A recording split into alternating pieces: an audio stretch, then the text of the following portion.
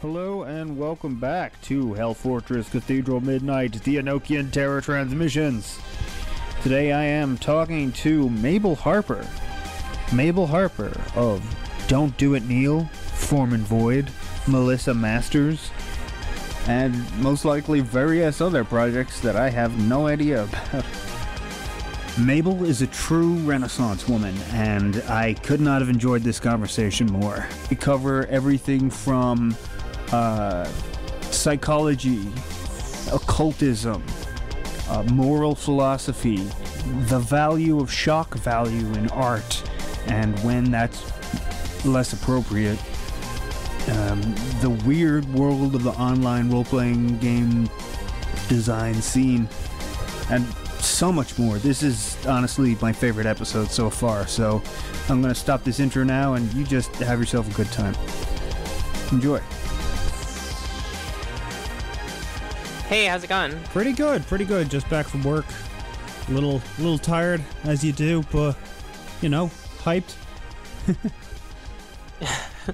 Yeah, we've been trying to schedule this for a while. Yeah, I mean, it's been handy. I've counted it as a hiatus between seasons of the podcast, so it's given me some time to work on some other stuff. Trying to record one of these a week for a while was super fun, but wow, that is a difficult pace to keep up, especially as, like, you know, hitting my 30s now. I have responsibilities and shit, so it's kind of hard to do anything weekly. Yeah, life happens. I mean, like, I don't know, especially if you're a creative person, I feel like, I don't know, one can be juggling so many different projects. And they pile up. It can be hard to, yeah, they pile up. It can be hard to keep them consistent from, like, week to week or whatever. Yeah, and the more quality you want to put into stuff, the longer it starts to take. It's kind of the cruel irony of when you get better at doing art, it takes longer to do it, and you get more ideas. Yeah, 100%. You have had, well, before we dive into the weeds of creativity and stuff, how you doing? How's life? How's life? Life is good. Busy, but good. I'm in a pretty different place than I was pre-pandemic. Not that the pandemic was a good thing by any stretch, but it certainly gave me a lot of time to think about things. Good. You managed to surf those waves of happenstance and get spit out onto a nice beach. Yeah, I guess so. I think, I don't know, so much time spent alone and learning to be not just okay with that, but, like, transfiguring the whole, transfiguring everything. I don't know, it was a weird year, but I definitely feel like, you know, I don't know, I came out okay, all things considered. That's great to hear. I feel the same, although not a hell of a lot was different for me. Honestly, it was just a lot more restrictive and a lot less space. Like, my grandma moved in with us. She got sick. She moved in. She didn't get COVID, thankfully, but she moved in with us. So oh, thank God. Like, that was a lot of my personal space removed. And my mom did get COVID, though. She's got, like, the long COVID, and that's not good. Yeah, sorry to hear about that. We didn't lose anybody, which is good. But yeah, it was just like it was like living with weights on, you know? Yeah, living with weights on. It's a good way to put it. Yeah, so it is sort of like that. I don't know. Are you familiar with Naruto? I have never watched Naruto, but okay. I'm starting to realize from how people talk about it that it's not the kind of shitty. When I was a kid, when I was a teenager, I used to think it wasn't even Japanese. I thought it was like an American show pretending to be an anime. I don't know how I got. Oh no, it's legit anime. It's not like it's one of my favorites, but there are a lot of, like, very cool moments in it, especially from when I was in fucking middle school. But there's this character who doesn't. So basically, in Naruto, everyone basically comes with a ninja ability. They're just born with them. It's very weird. And I guess if you're in a ninja village, I don't know. I never really understood the world building. But anyways, what I meant to say is there's a character who wasn't born with any, but so what he does is his whole life he trains with weights on, like these huge ass weights, and then during like a fighting scene or whatever, he takes off the weights finally, and he is just superhuman. So yeah. Yeah, so when you said that sort of like living with weights on, I thought about that. Well, hopefully that's how it shakes out, because right now I just feel really tired and sore. Oh no, I'm sorry to hear that. It's okay. It's just, I need to do more exercise. That's basically it. But it's hard to fit that in my routine. But anyway, yeah, you've been talking lately a lot about occultism and alchemy and stuff like that on social media, and I suppose maybe over the pandemic you were looking more into those things. I know you were into those things anyway, but did that help you? Yeah, I was definitely into it from sort of I was into alchemy already from sort of a philosophical perspective, which it does come back to, but I definitely developed a spiritual perspective on things throughout the pandemic. I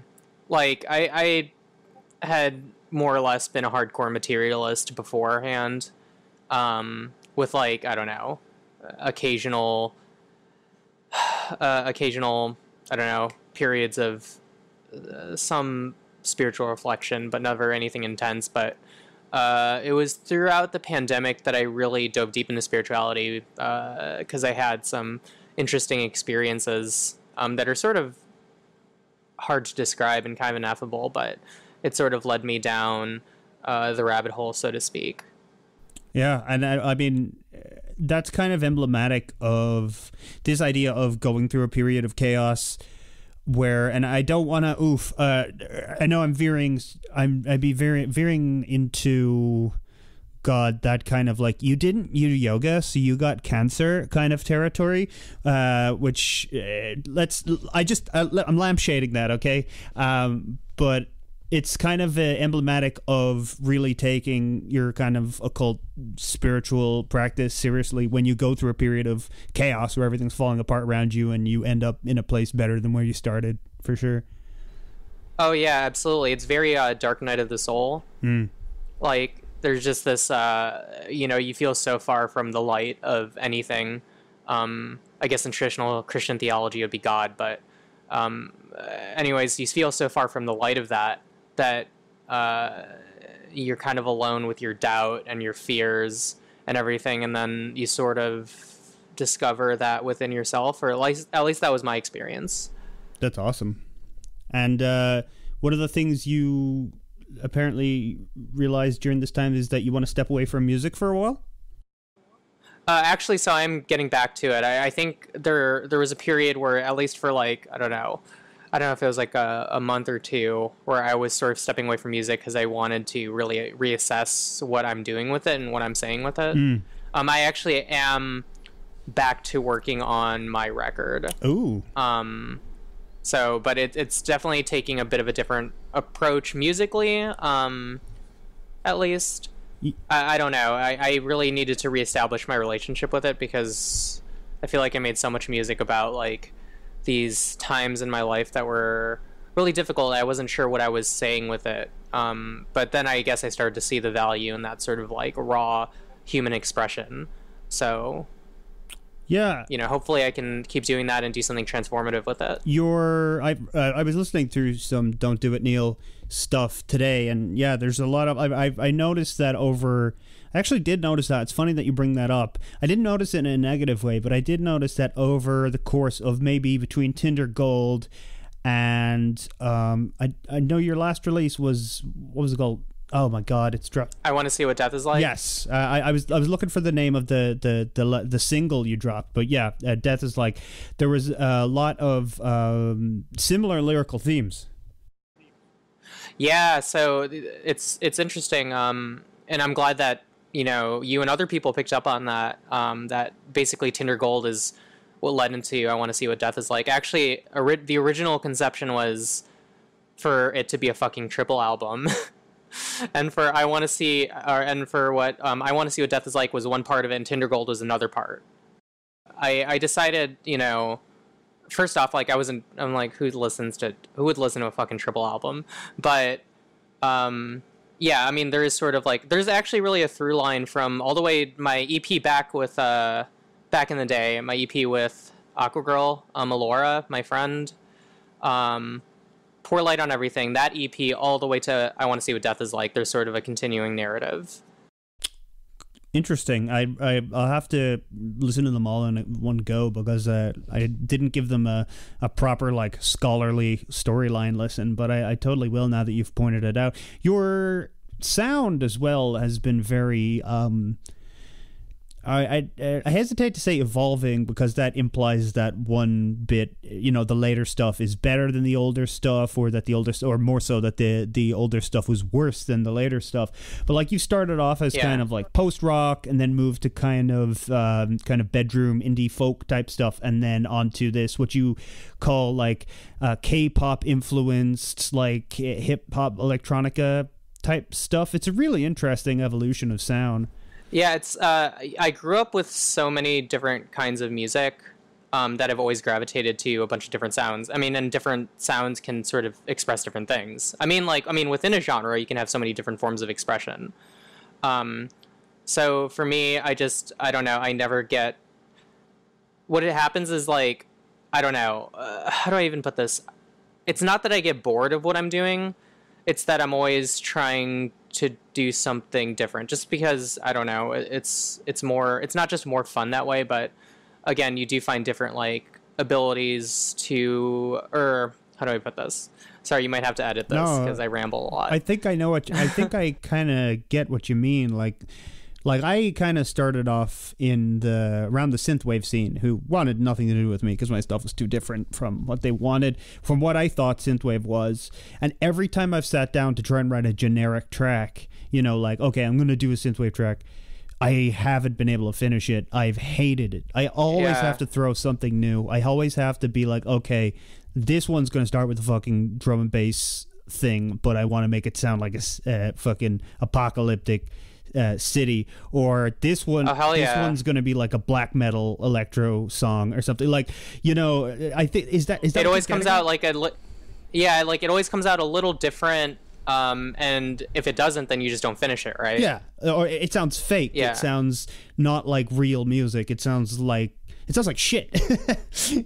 Yeah, because it's like adhering to conventions rather than sort of like the authentic things you want to express. And I think genre is really interesting because I think you can use a lot of genre conventions in an interesting way, but as instruments almost. As like different paint brushes. But that the genre itself shouldn't define what you do. It should be you that defines what you do. Exactly. So this new stuff that you're working on, is that, so have you found your sound, I think is what I'm trying to ask. Have you found your sound now, or do you think that in 5 years, if you're still making music under the name Don't Do It Neil, the Don't Do It Neil stuff will sound as different to I Want to Know What Death Is Like, as that sounds to your first, post-rock release? I think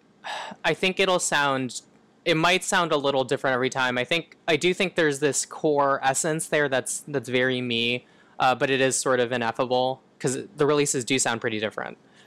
But yeah, I don't know. In 5 years, I don't know. Maybe I'll go back to making something like I did on Easy Come, Easy Go, or it'll be on to entirely new horizons. I mean, to me, like, what life is about is constant exploration and play, and that's the same approach I want to take with my art.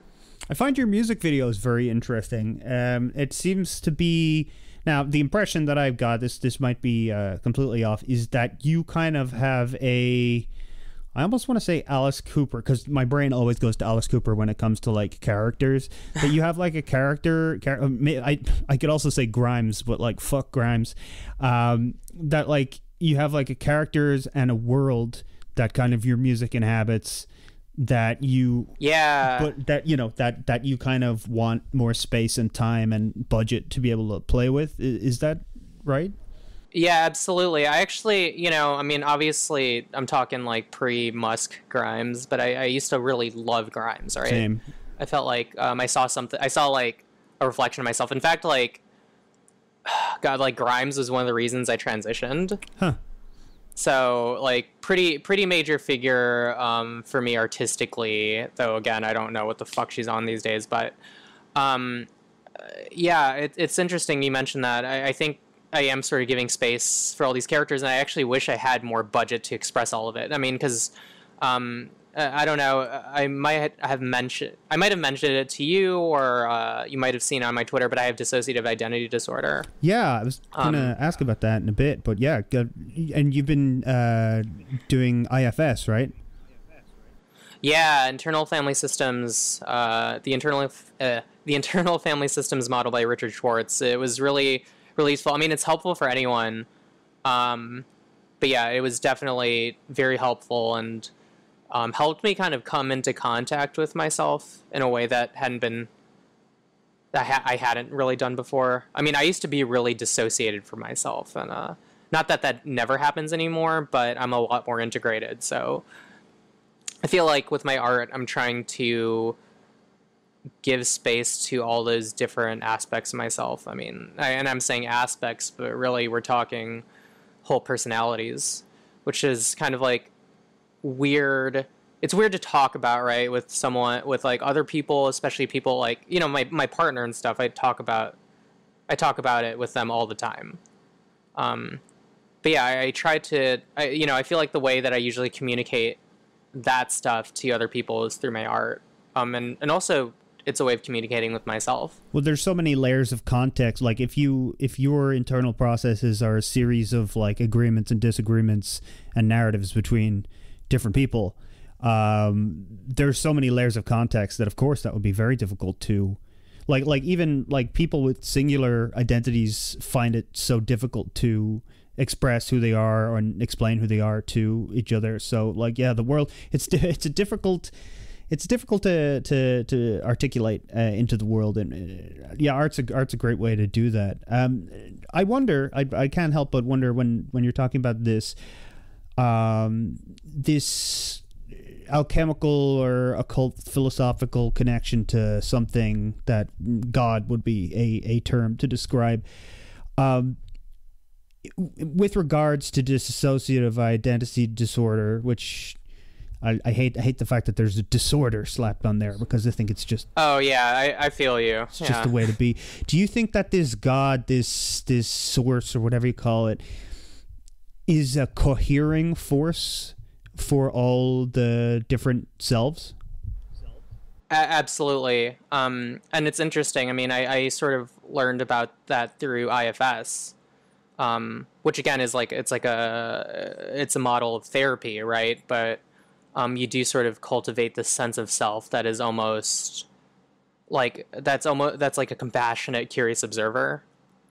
And then you start to be able to see that in everybody, right? And then actually, so one big thing that I did, so I've been doing IFS for the past couple of years, but one big thing I did during the pandemic was I've always been interested in Eastern spirituality, Eastern philosophy, but this past year I really did a deep dive into Hinduism, and a lot of the central ideas in Hinduism and Buddhism and a lot of those things, and actually really mysticism of any, religious lineage kind of goes back to this core sense of, I don't know, self. And I say self not in like, I don't know, this kind of like self-interested, egoistic way, but sort of like this, I don't know, observer who stands outside of it, and that gives them this sort of I don't know, this kind of like crazy, compassionate, hyper curious, exploratory perspective, and sort of like a big part of IFS is sort of getting in contact with that perspective, assuming that perspective, and then working with your parts. Right, that is so interesting. Yeah, that is so interesting. So it that is kind of an invocator, like an invocation of a higher perspective to yes. look at yourself with. That's really interesting. Yeah, it's been life-changing. And then if you when you really get deep into IFS, there's this really good book. I can't remember the name, but I will look it up in a bit to give it to you. But it's actually about a patient with dissociative identity disorder, right? It's by Richard Schwartz, the guy who came up with IFS. And basically that parts, even within parts, there are parts, right? And then parts can also have their own senses of self, as in that, like, capital S, observer self, or like that higher self. Yeah. So it gets really interesting. Well, it's just getting into a trance, just thinking about that. That's that's so complex. Yeah. That it just wow. So I'm like, that's been major for me. And the more I get in touch with it, I don't know, the more I mean, like, not to sound corny or whatever, but the more I kind of love myself. And I used to struggle with that a lot. I don't know if Don't Do Neil has made that abundantly clear, but I used to struggle a lot with self-love. And I don't know, I feel like by being able to sort of work with yourself compassionately, you can actually fundamentally transfigure yourself, right? By accepting those different parts of yourself, you can actually change them. And that's what changes them, not by sort of having this sort of authoritarian stance with yourself. Yeah, it's very important to love yourself in a very real way, I think, because when you love yourself, you become to accept what your boundaries are, and like from a interpersonal to a political level, you can say no, and you can say no, I don't want this, I want things to be like this. And I think more people need to do that in order to be able to cohere a way to live with each other. I love that you said that, because I think that's 100% true. Because I find that whenever I get in touch with that perspective, I feel nothing but love for other people, right? And to me, that's sort of like, that sort of informs the basis of my political beliefs, which is that I want everyone to succeed, and I want everyone to succeed. I don't want anyone to be limited or infringed upon by these fucking governments, by capitalism, anything like that. Yeah. I think that, I don't know, when I see like another person, I'm immediately fascinated. I don't know. I think one of the things I feel sort of, I guess for lack of a better term, blessed for is it's very easy for me to look at someone and see a spark inside of them.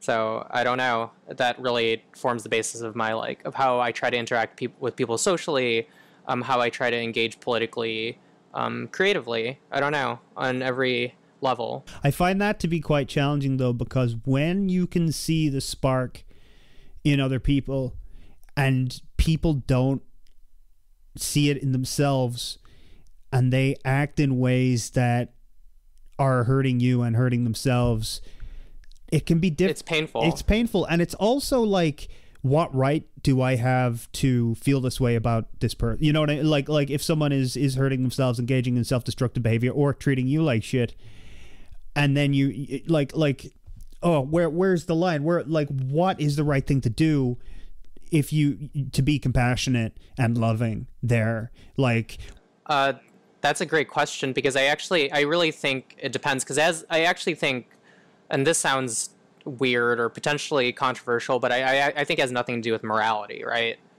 I think sort of when you sort of access that place, like almost free from your own conditioning, right?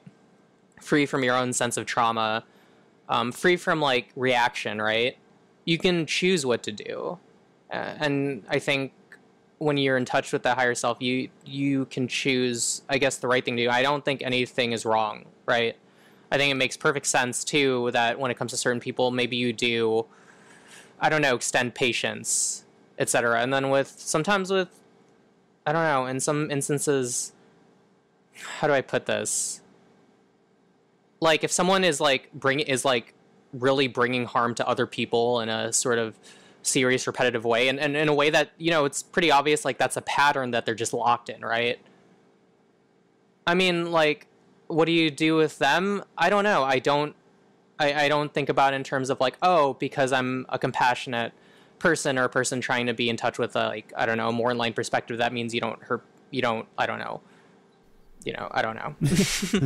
How am I trying to put this? Because it sounds very weird, and I don't want to advocate that anyone just sort of take things into their hands like that. But yeah, I mean, obviously you don't, if you're properly if you properly know yourself, and you have proper empathy, you don't want to be going around intervening in other people's lives. That's the challenge and the difficulty, is that you don't want to interfere with people's lives, and you don't want to be like, I think you should be like this to other people.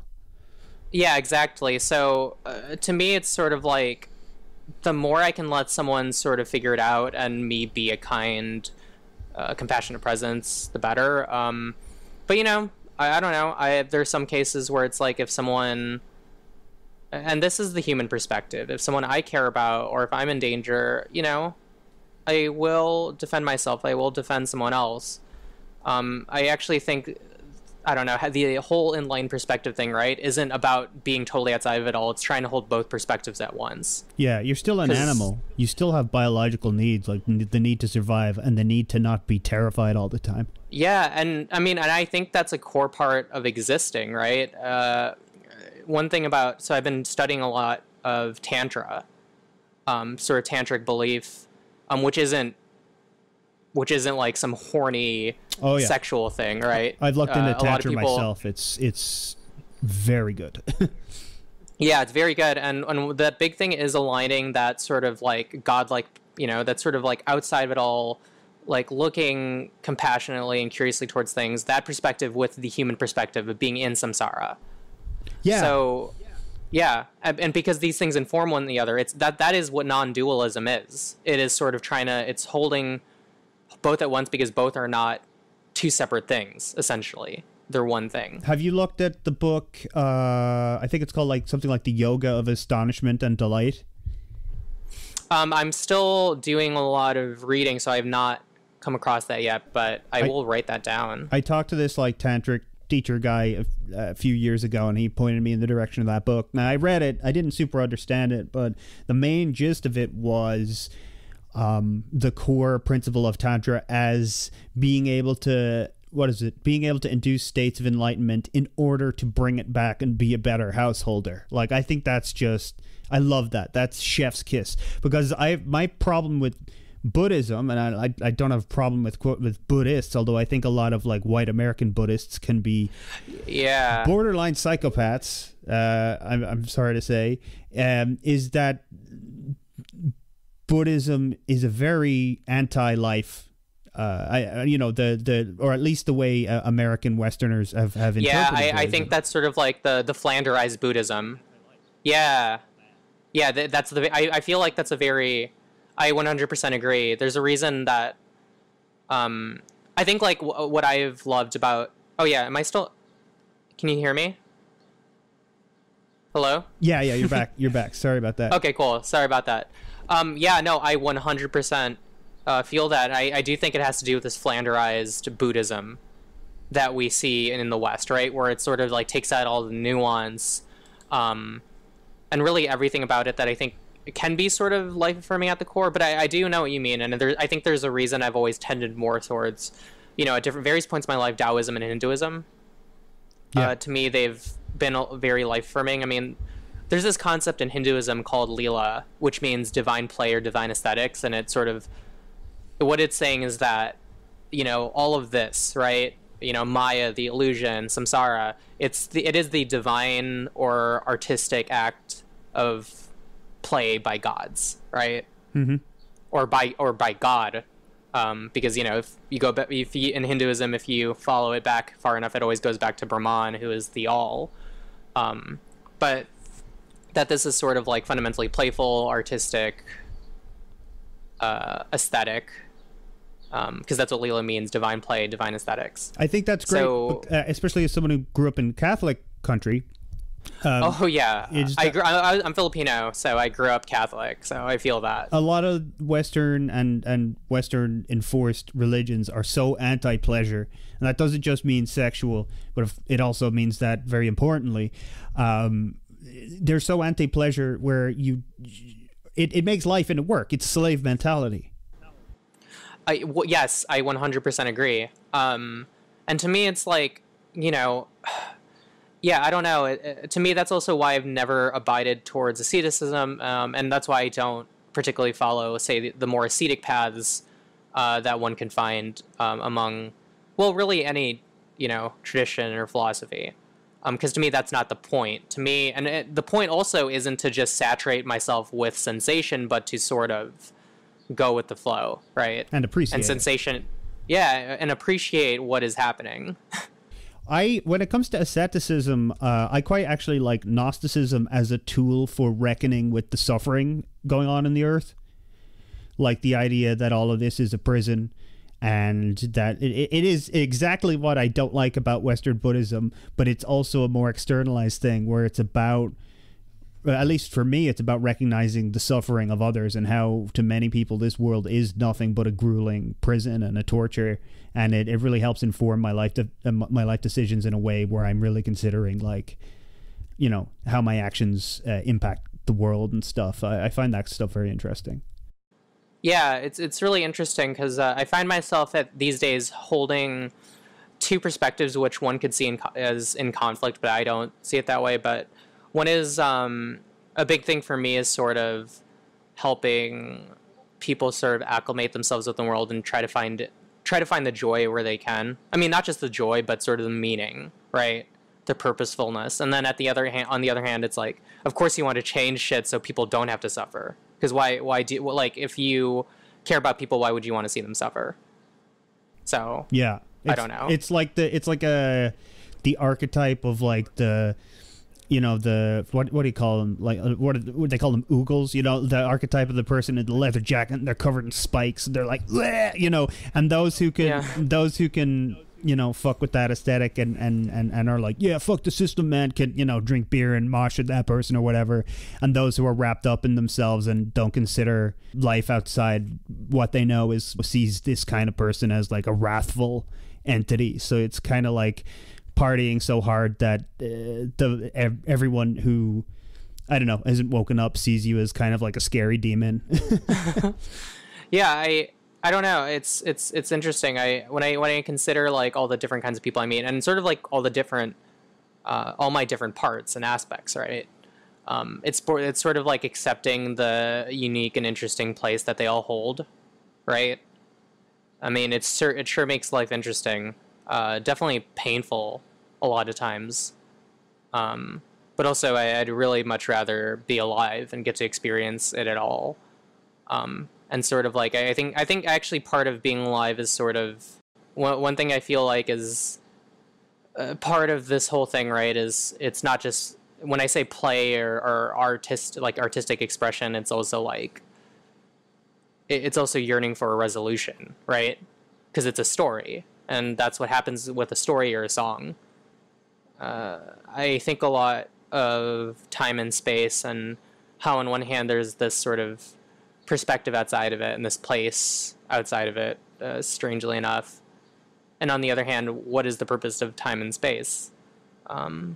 So things can resolve and come back into union. And to me, that's what I think I'm seeing when I see sort of like all these like kind of political movements that are finally challenging the old order, capitalism, colonialism, all that shit, I see things trying to align, right?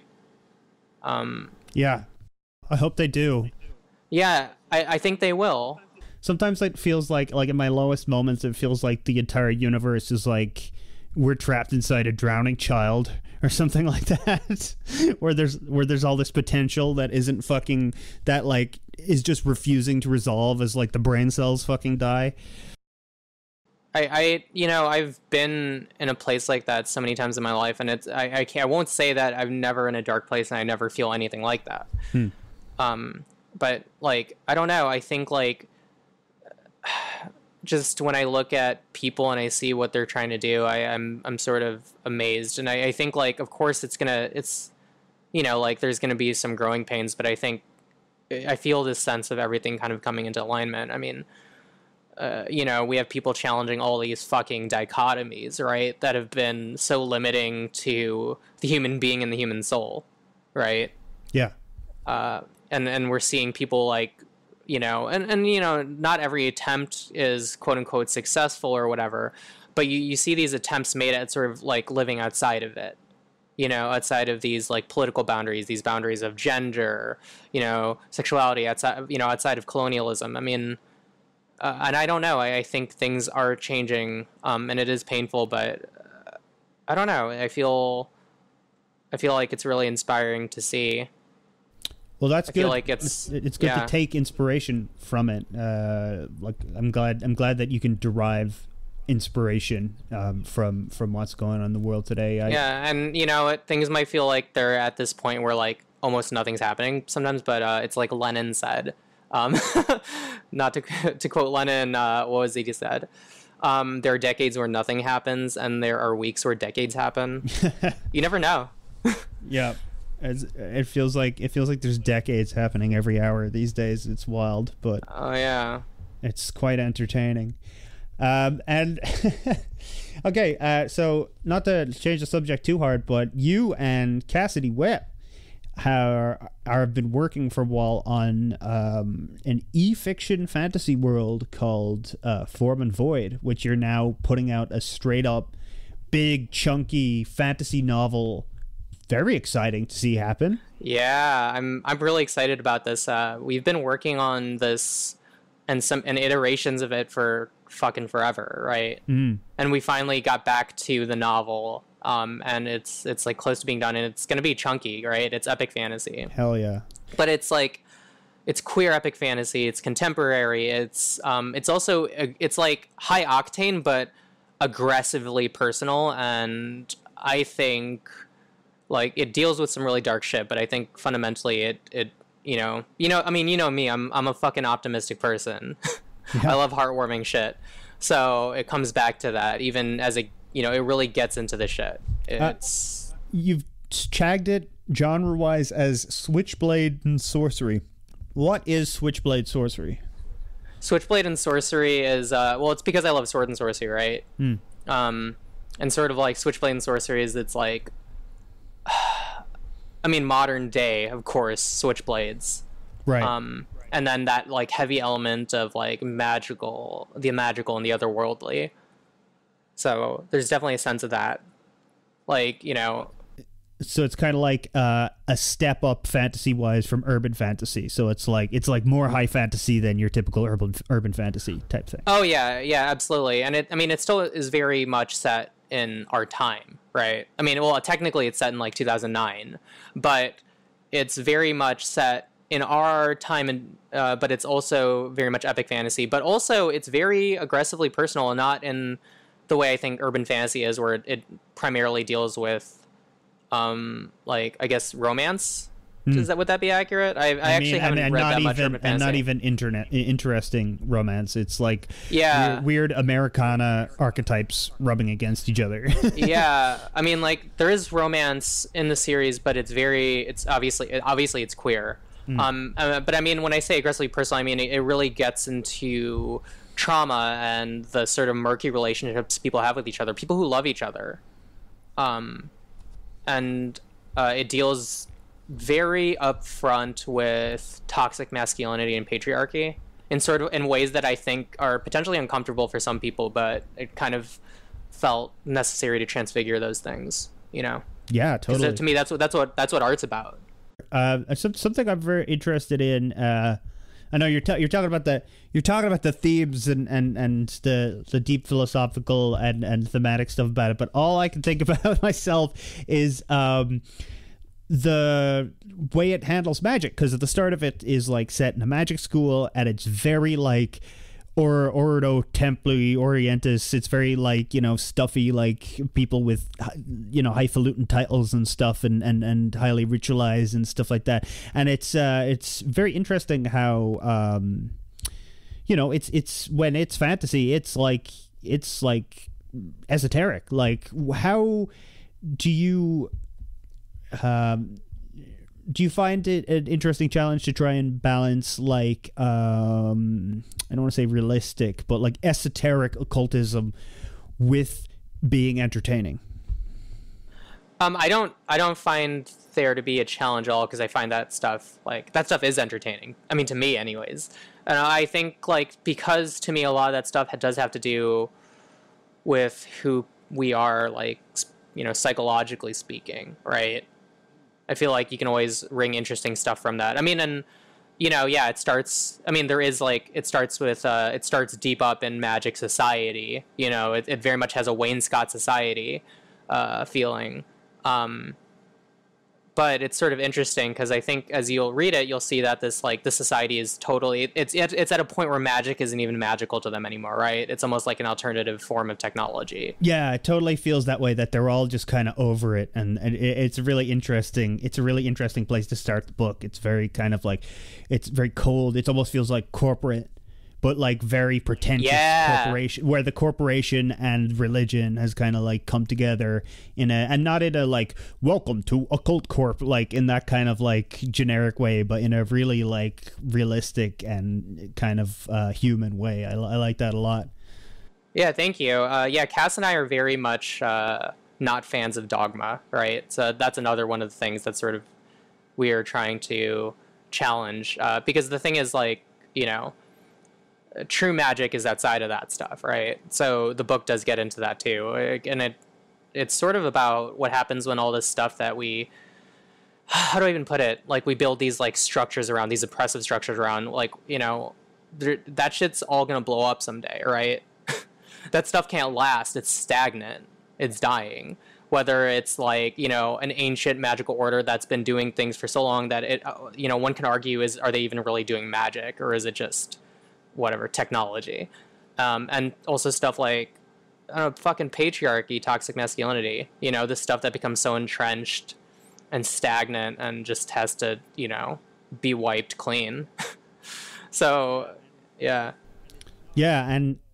and it's not as straightforward as having like, I'm sure that's in there, but like having crusty old men like, being the purveyors of toxic masculinity, because one of the first characters you meet is like a woman, and she seems to be fulfilling that role of like the, patriarchal, wagging her finger and being like, look at you, like jibing at this one character. So it's complicated stuff you're dealing with.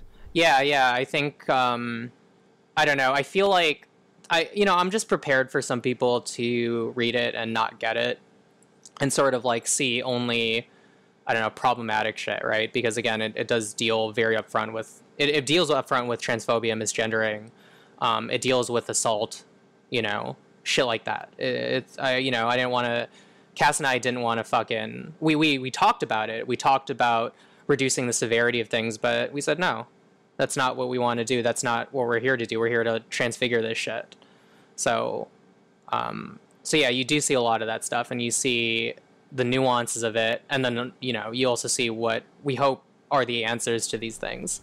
Awesome. I'm looking forward to getting deeper into it. What would be some of your favorite examples of like the fantasy genre and depictions of magic specifically? Oh gosh, I was always a huge fan of Roger Zelazny. I don't know if you've read Lord of Light. It's sort of science fantasy, and it's I've heard of it. Haven't read it. And it deals with Hinduism and Buddhism primarily. Ooh. Like as these sort of ideas, but and it's I haven't read it in a while, but there's something about it that's interesting because a lot of the magic is technology, but then it really your understanding of that even starts to break down a little. Like you see how I don't know, it's like it's ostensibly a science fiction setting, but it just feels so mythical and magical. So that's definitely a recommendation.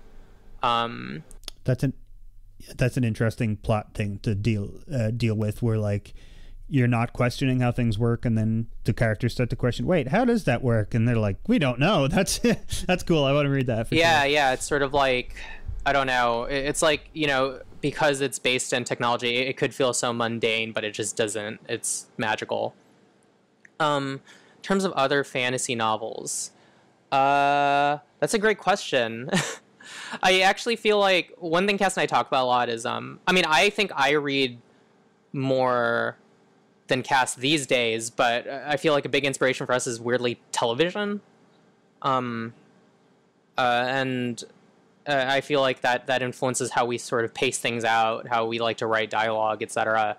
Actually, one thing I used to like, and I don't think I really jive with it anymore, but was sort of an influence, was Game of Thrones. Or should I say A Song of Ice and Fire? In what way? What about it was inspirational to you? To me, it's like, so here's the thing, right? I like that it goes there, but it doesn't do anything with it. Or at least to my perspective, it goes there, but mostly for shock value. There's not anything sort of transformational or poignant about it, right? About it goes where? Namely, like in terms of its like violence and sexual violence. Oh, okay. Like there's nothing, I don't know, when to me it's mostly painful these days. I just rather not engage with it because I feel like it's not doing anything for me. But I think at the time it sort of made me think like, oh, like fiction can go there, right? Sure. But now like I'm like, I don't want to just, I'm not interested in shocking people or whatever. I'm interested in like fundamentally fucking transfiguring shit. It was quite literally shock value because George R.R. Martin wanted to show fantasy nerds how terrible it would be to live in a fantasy world. Oh yeah, for sure. And I mean, like, I can see that. I can for sure see that, right? And I get the sort of value in that. Yeah, for sure. But yeah, I'm totally in the same camp. I'm kind of like, nah, this stuff is way realer than even like media that explores it wants us to believe, and way more common. And we need to reckon that with that in the real world, and our art can talk about other stuff. Yeah. So I mean, the thing is, like, Form and Void does deal with, I mean, like rambling a lot. We have a content warning, essentially. We have an author's note at the beginning of the book talking about the different things Form and Void deals with, and one of those things is sexual assault, right? Yeah. But I feel like it's very much written from the perspective of a survivor, right? So, yeah. I mean, like... And I don't think it should... Don't get me wrong, I don't think it shouldn't be explored. I'm just like... that, like, the shock value, for sure, it's definitely... When it's only for shock value, yeah. I mean, I don't want to... I also, I shouldn't be presuming anything about Martin, right? I don't know his history. This is a thing that happens to a lot of people. And happens to a lot of people, especially when they're younger. So I don't want to presume anything, but I do tire of sort of it being featured for shock value. And I think that's why a lot of people react so strongly against it, because so much of it has been for shock value for exploitative purposes and entertainment, Yeah, and even the stuff that stuff like Promising Young Woman, although the ending of that says something interesting, things like that, and big drama shows and pictures about sexual assault. I almost feel like they're trying to anesthetize people to it by showing it as this like big, crazy thing that like, well, can you believe that happened? Good thing that's the kind of thing that only happens once in a while, and it's some crazy tragedy, and then the bad guy gets put away and we don't have to worry about it anymore. Like it's very anesthetizing, I think. Yeah, no, it's an experience that I think a lot of people have had, whether they're necessarily aware of it or not, right? Yeah. So, that's definitely an approach that we take with the characters. And it's weird to do that and also try to write a fun fantasy novel, but it is fun, right? It's fun, and there's like a lot of things about it that I think are enjoyable and thrilling. But also, like, to me, a thing is truly enjoyable if it can have fun, but also get really real, even uncomfortably real. So. Yeah, and I mean, a lot of people, as you said, a lot of people are going to find that problematic or maybe a bit too difficult, and that's how you're working on something good, for sure. Yeah, I mean, like, and do I fucking care? I don't want to get too into it, but I'm a fucking survivor, right? I'm a fucking trans person. To me, it's like, I want to be able to say that I've had these experiences in my life and I can still have like an amazing, meaningful, kick-ass life, right? Yeah. You that's still have adventures and shit. Yeah, exactly. That's my shit. So. And your life overall is like a romp. Yeah. So that's my hope, is that the people who read it and get it, that's what they'll feel. They'll feel like they can still, kick ass and shit.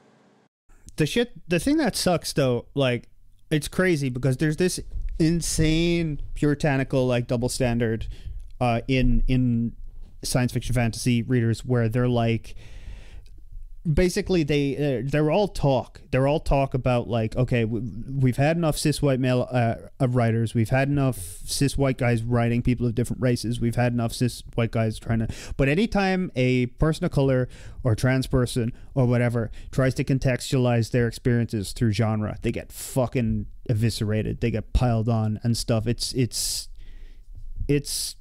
fucked up. Like the science fiction fantasy world is a fucking cesspit. And no, it 100% is. Yeah. So fuck it. We gotta blow the fucking doors open. Hell yeah. Yeah. I hope your thing blows up, and like it blows up to the point where it makes these massive like Disney brain zombies just shrink away. Yeah. I mean, that's just it, right? And I mean, like, you know, I'll watch a fucking Disney movie. Fuck it. I I'll watch anything. But to me, it's like, if that is the only thing entertainment should be, we have fucking lost, right? Like, there should be all kinds of art, and that includes art that is, that is fucking not.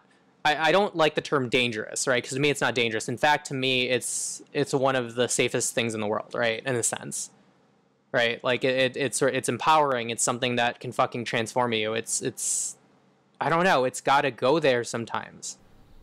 Yeah, and it's gotta have that attitude. Like, in my opinion, especially now, like even if it's dark and it's bleak and everybody dies at the end or whatever, it's gotta have that attitude of not necessarily wanting to be didactic, but wanting to be powerful. Because the people who make stuff who are just like, oh, everyone's so pretentious, they all have to get taken down a peg, then everything turns into fucking Tim and Eric. And maybe you like Tim and Eric, I don't. like Tim and Eric's fine, it can be what it is, but I don't want everything to be fucking Tim and Eric Andre and just edgy comedians. Oh no, I 100% feel you. Yeah, I really feel you. I used to be into that stuff. I feel like I feel kind of distant from that now, just in terms of like, I don't know, I'm just not that interested in engaging with irony in art. I just want comedy to be funny. Yeah, honestly. Some of those people just need to go fucking make horror. Like Jordan Peele went and made horror, and he was great at it. Fucking amazing. Make horror if you want to be edgy. God. Speaking of edgy... Go on. Oh, no, go ahead. What were you going to say? No, you go on. Sorry. I'm going to say, speaking of edgy weirdos, RPGs. Oh, yeah. RPGs. That's an interesting topic.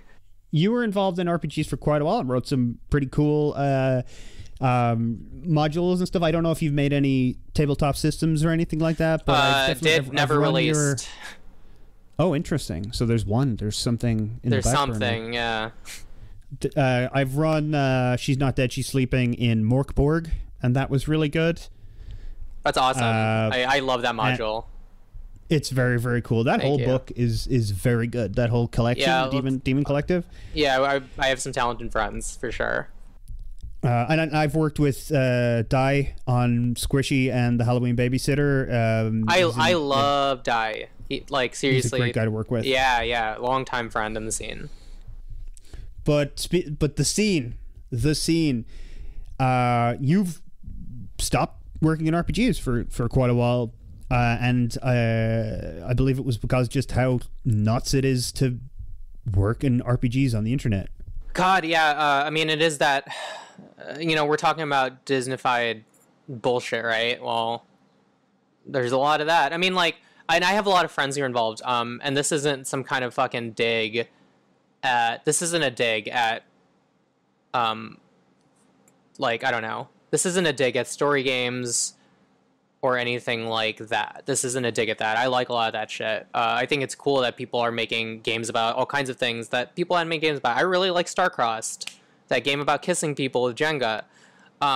But to me, what I had sort of a fundamental issue with was the fact that, well, you started see people get exorciated. Is that how you pronounce it? Anyways, you start to see people get exorciated over, say, the system that they choose to design or write for, right? Fucking design conventions, much less aesthetic conventions. That's sort of different now. Yeah, I think the whole story games versus OSR thing. That's long. I think that's pretty buried by now, because now I see a lot of people who used to work in story games have now making OSR-ish games. So yeah, because the OSR guys, for anyone who doesn't know, OSR games are games where it's like really easy to die, very rules light, or incredibly rules heavy, but they're usually more rules light, and they're more about killing, adventuring, exploring. And then story games are games that are very rules light, and all the rules are usually about telling a story. The rules. It's not about winning or losing. Yeah, the rules more fundamentally have to do with like narrative themes, etc. I think that the OSR guys started playing Cult Divinity Lost and fell in love with PBTA, and then the fucking story game people started playing Morkborg or whatever, and everyone just kind of shook hands, and we're all friends now. I think it's because we there's sort of a certain person in the OSR community who is responsible for a lot of the balkanization. I mean, not like solely, but I would say he himself was. I mean, he's just a fucking asshole, and he's not around anymore. And then people started being like, I play LOTFP, and I don't give a shit. And it's just kind of like, okay, man, like, what? It's just really weird. It's just really fucking weird and political. I think that's what I'm trying to get at, is that like this community, well, quote unquote community. I hate using the word community for online entertainment fans, because that's not what a fucking community is, and it never will be. This scene is so weird and political, and I honestly think, and it's all about like games, it's about games and having fun with your friends, and I honestly think that the political aggression in the RPG scene is entirely artificially manufactured to create a competitive atmosphere so people can claw their way to the top of the pile, because it's such a saturated market. One thing I realized, I think a couple years ago, was that under capitalism, right, even if you're in a scene that supposedly like eschews it, you're gonna replicate, like on a micro level, the same relationships that you'd have in capitalism, which is again primarily competitive. So I find that I definitely find that aspect disturbing, and that's a huge fucking reason why I left the scene. Again, and I love a lot of the people in it. It's just like, to me, it was like every other day there is something, and, you know, I don't want to say that none of it was legitimate, but, like, Jesus Christ, I think a lot of it was, I don't know, essentially to, like, drive sales, like you said, to drive attention, drive traffic.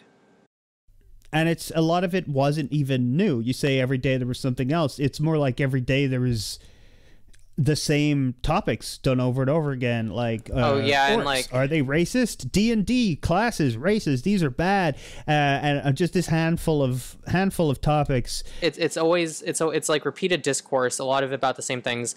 And then I think one of the things that disturbed me the most is sort of like, to me, like, right, everyone is supposedly challenging things like racism and transphobia and shit, but it still happens in all these subtle fucking ways, right? I mean, like, when people get, you know, pushed out of the fucking community, or when people get, you know, I don't know, raked over the fucking coals, who is it usually? Yeah, it's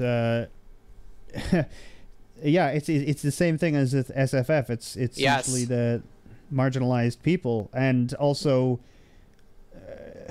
I mean, there's a lot of creeps and stuff. I mean, that's with every scene, but like, it is weird because, I mean, this is probably why you get so many creeps in the RPG scene, is because to play RPGs with people, you have to make yourself vulnerable. Yes, you really do. And I mean, that's actually one of the things I like about it, right? Yeah. But like, yeah, there's certainly some fucking creeps. So, you know, some of them, like, you know, I some of them whom I knew quite personally, and had to fucking, I don't know, like, it is a common thing. It's a common problem, like, and really in any scene, right? Like, even in music, obviously in fucking music. But, you know, I feel like no matter where I go, there's fucking creeps. But yeah, I mean, they're there in RPGs too, no matter how much people want to pretend that it's all hunky-dory. It is actually interesting, though, how when you actually sit down and play an RPG with someone, you can learn so much about them. Like, I was friends with this one dude for years and years and years, and we were like creative collaborators and stuff. He was kind of a toxic and awful guy, but I let a lot of it slide for whatever reason. probably because he was quite manipulative. But at the table, he couldn't hide anymore.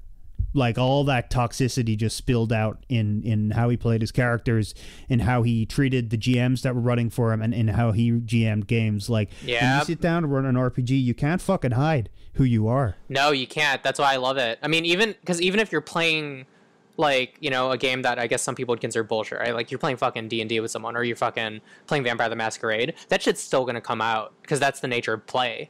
Yeah. People play, when they play, they're playing from their fucking heart. Yeah. You know, so you see that shit all there. You know, I've seen people who in play they're just absolute fucking darlings, and then I played with people, you know, and then you really see this like kind of fucked up side come out. You know, I had to make a fucking rule at my games, no torture. You know, I had to make a rule because I had this one player who kept fucking trying to torture people.